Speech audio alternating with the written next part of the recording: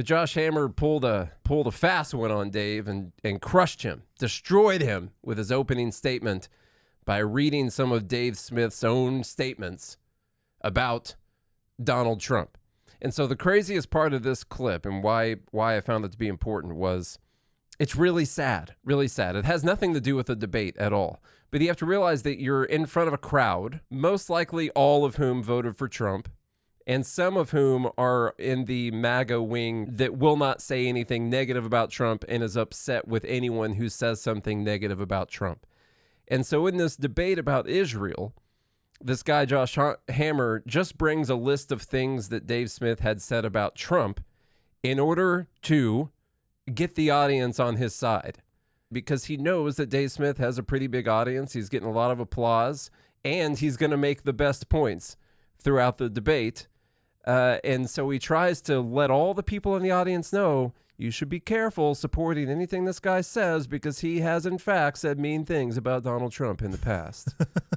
And that's a sad trick to play on people when you're doing a debate about a specific topic. The MAGA movement is actually quite unified, believe it or not, all the talk to the contrary when it comes to these issues. An overwhelming majority of self-identified MAGA Republicans support close U.S.-Israel relations. According to a CBS News poll, moreover, after the recent Operation Midnight Hammer B-2 bombers in Iran, 94% of self-identified MAGA Republicans supported President Trump's dropping those B-2 bombs on Fort Natanz and the other Iranian facilities there. This is a wildly popular policy there. What did Dave... I do have to cut in and say, when you're debating the merits of actions taken by a government or a government official, talking about how popular those actions are within like the MAGA base or whatever is not an argument as to whether or not it's a good idea. That's like a weirdly... democratic majoritarian argument to make, like, well, a large majority of people supported bombing this country, therefore it must have been a great idea. And then you could use that for taxing putting Japanese people into internment camps. You could use it for that, or dropping the H-bomb, or taxing the rich, or providing free health care, or not cutting any of the social welfare programs. And therefore, all of those things are great ideas or terrible ideas based on the percentage of people that think it's a good idea or a bad idea. That's not an argument. Yeah, it's really not an argument, but that's what he starts off with. By the way, he's reminding the base, he's reminding the MAGA people that this is MAGA, okay? 92% of MAGA supported doing this. And so if you cheer for something Dave Smith says during this, you are not MAGA.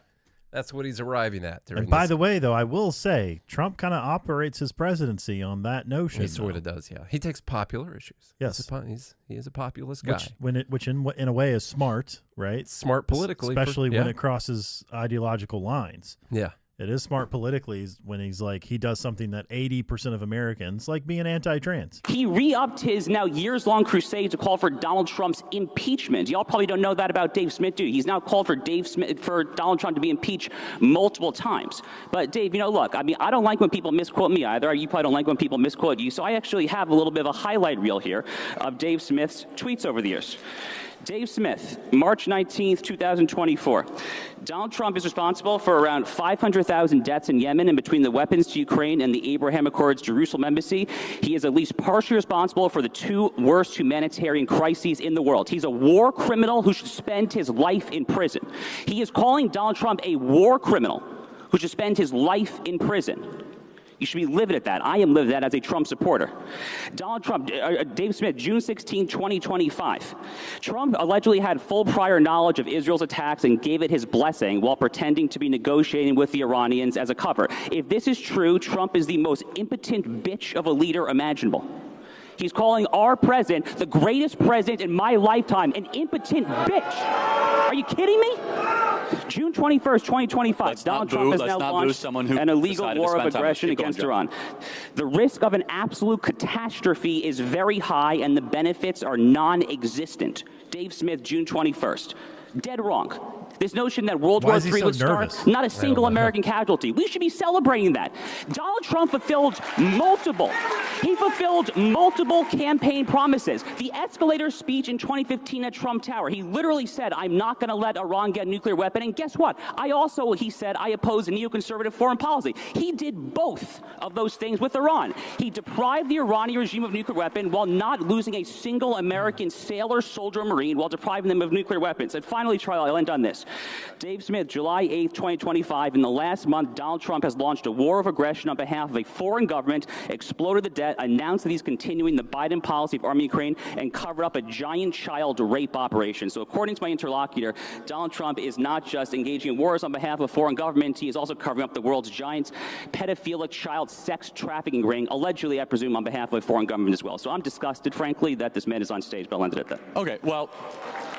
So what he does here, instead of talking about the merits of any of the arguments, is he's going to try and frame this debate in, are you pro-Trump or anti-Trump? And Dave Smith disagrees with anything. He must be anti-Trump. And you can't agree with anything Dave Smith says because that goes against what Donald Trump is doing. And Donald Trump is the best president that there's ever been in the history of the world.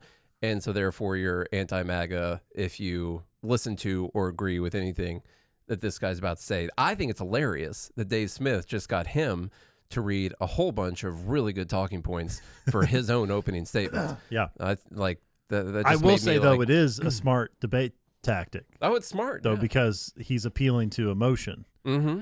And humans are, you know how we're like 90% water, something like that. that water is emotion.